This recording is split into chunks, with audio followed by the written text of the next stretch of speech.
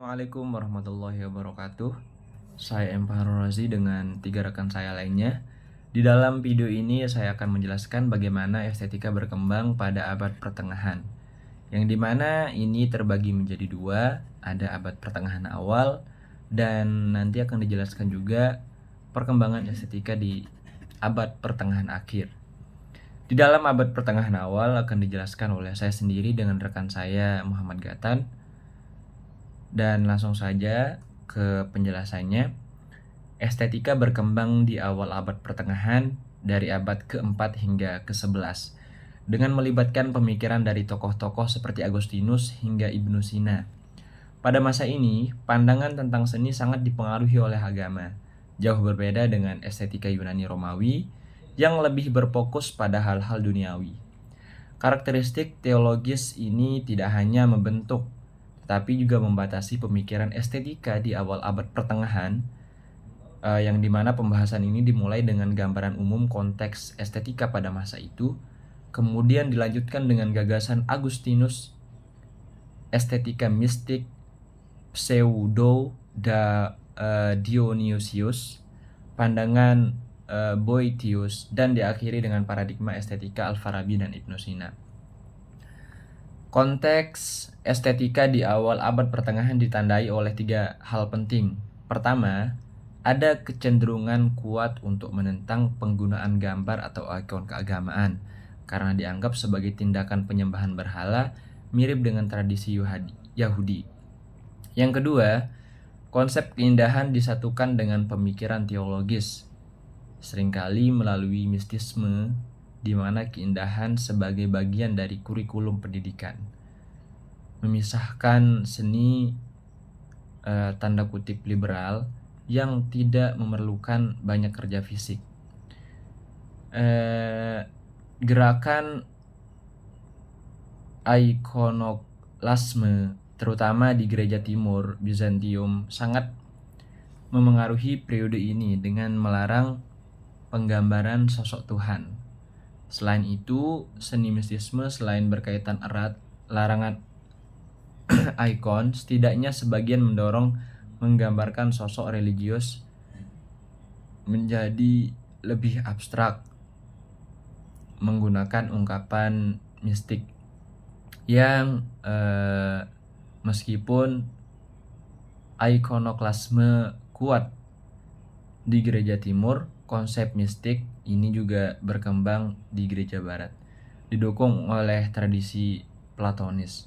Ini mengarah pada pandangan bahwa keindahan Tuhan harus dibayangkan sebagai sesuatu yang melampaui segala sesuatu. Dilema bagi pemikir Kristen di awal abad pertengahan adalah bagaimana menyikapi keindahan dunia material. Banyak yang menganggap keindahan fisik sebagai godaan iblis. Pelambangan seni di abad pertengahan mengklasifikasikan sebagai teknik atau ilmu, mirip dengan pandangan Yunani.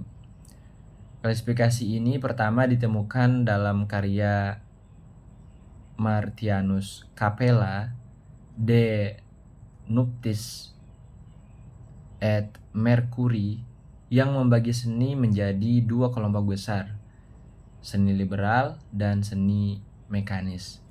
Seni liberal yang tidak memerlukan banyak kerja fisik dibagi lagi menjadi quadrivium, aritmatika, geometri, astronomi, dan yang terakhir musik. Dan tipisium, tata bahasa, retorika, logika. Sementara itu, seni mekanis melibatkan kerja fisik dan dianggap vulgar. Menariknya, seni lukis dan seni patung tidak pernah secara eksplisit dimasukkan dalam sistem klasifikasi seni abad pertengahan. Meskipun melibatkan teknik dan kerja fisik, ini menunjukkan bahwa keduanya tidak dianggap sebagai cabang seni yang fungsional atau penting bagi kehidupan pada masa itu. Dan penjelasan selanjutnya akan dijelaskan oleh rekan saya Muhammad Gatan. Terima kasih. Baik, Assalamualaikum warahmatullahi wabarakatuh. Saya Muhammad Gatan ingin melanjutkan pembahasan tentang perkembangan awal pemikiran estetika. Yang sebelumnya dijelaskan oleh Muhammad Farul Razi. Saya ingin melanjutkan poin ke-3 dan 4. Penjelasan yang lebih tepat berdasarkan Agustinus dan keindahan matematis teologis, serta poin yang keempat Pseudo Dionysius dan Boethius, maaf kalau misalkan salah penyebut. Jadi pada masa awal abad pertengahan, salah satu tokoh besar yang membentuk cara pandang terhadap keindahan adalah Agustinus. Ia menggabungkan ajaran filsafat Yunani, terutama dari Plato dan Plotinus, dengan ajaran Kristen. Menurut Agustinus, keindahan bukan hanya soal enak dipandang, namun berkaitan dengan keteraturan, proporsi, dan terutama dengan angka atau bilangan. Ia percaya bahwa segala sesuatu, baik alam semesta, benda fisik, bahkan karya seni, terstruktur oleh hubungan matematis yang rapih gitu. Jadi keindahan itu sebenarnya adalah pantulan dari keteraturan ilahi, dan hukum-hukum keindahan itu sendiri berasal dari Tuhan. Ketika manusia mengagumi sesuatu yang indah, sebenarnya dia sedang mengakui keteraturan ciptaan Tuhan gitu. Agustinus juga memperkenalkan gagasan tentang indera seni dalam diri manusia, semacam kemampuan batin untuk mengenali keindahan sejati. Dan karena Tuhan adalah sumber dari segala keteraturan dan harmoni, maka pengalaman akan keindahan bagi Agustinus sejatinya adalah pengalaman religius, bukan hanya estetis gitu. Kemudian poin keempat muncul Pseudo Dionysius, seorang pemikir Kristen mistik yang juga sangat berpengaruh. Ia mengembangkan gagasan bahwa keindahan adalah sifat esensial dari Tuhan itu sendiri gitu, sejajar dengan kebaikan. Tuhan menurutnya adalah seperti cahaya yang menyinari segala sesuatu dari cahaya dari cahaya inilah, dari cahaya gitu. Jadi dari cahaya inilah keindahan memancarkan ke seluruh ciptaan. Keindahan bagi Dionysius bukan cuma dekoratif, tapi adalah sumber dari keberadaan segala sesuatu ada karena keindahan Tuhan memancarkan eksistensi. Sedangkan Boethius jadi ini tuh ada dua tokoh, ada Pseudo sama Dionysius. Sedangkan Boethius meskipun lebih terkenal lewat filsafatnya, punya pandangan menarik tentang musik dan seni. Ia melihat bahwa musik bisa memengaruhi moral dan emosi manusia, karena musik itu seperti jiwa kalau menurut dia, tersusun dari proporsi matematis gitu. Ia bahkan membedakan antara seniman yang hanya mencipta atau tampil, dan pemikir atau kritikus seni yang memahami struktur terdalam seni secara rasional. Bagi Boethius, yang benar-benar seniman adalah yang memahami hakikat seni lewat akal, bukan hanya yang membuatnya gitu.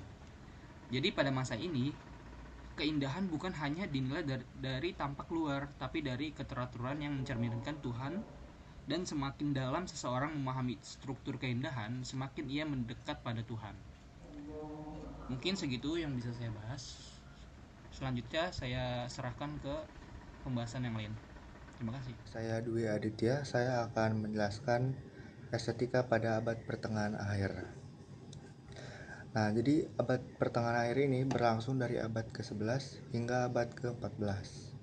Ini ditandai dengan sebuah fase baru dalam pemikiran Eropa yang dikenal dengan zaman skolastik.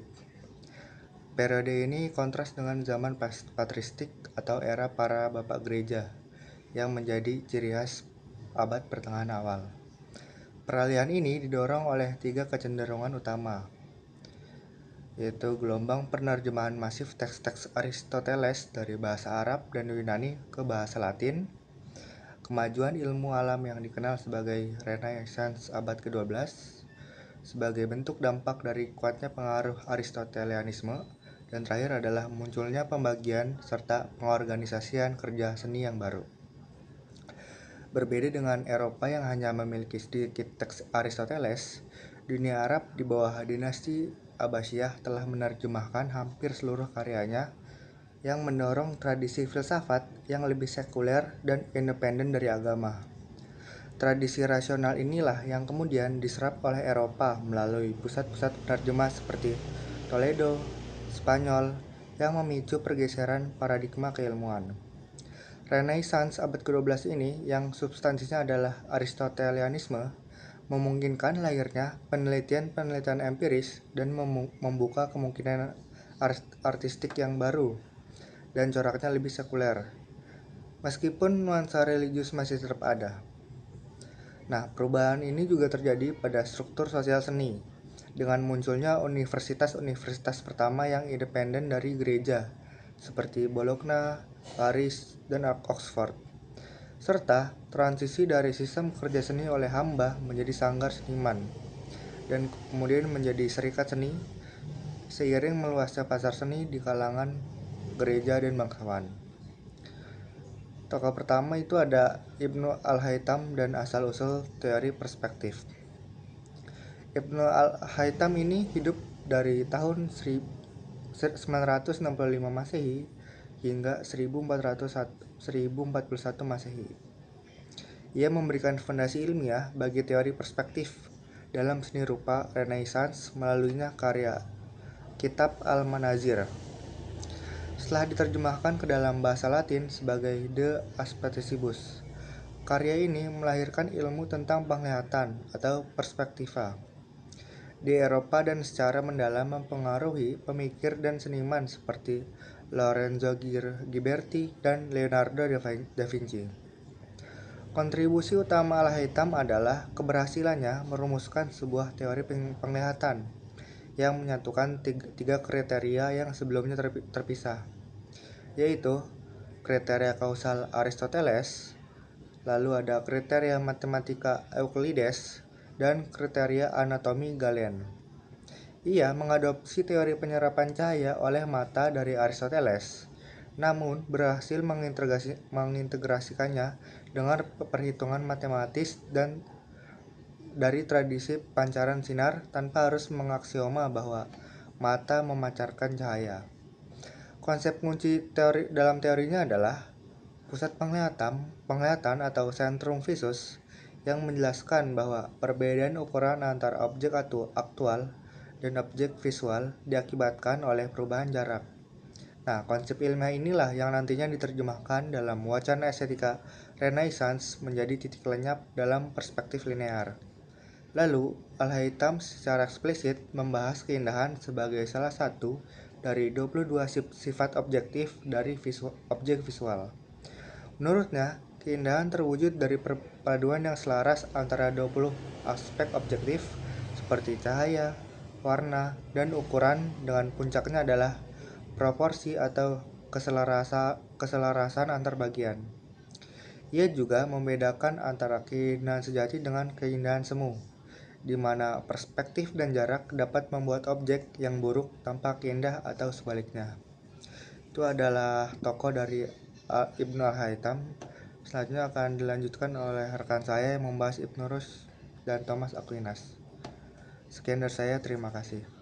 Saya akan melanjutkan pembahasan dari rekan saya. Selanjutnya, Ibnu Rus dan estetika rasional.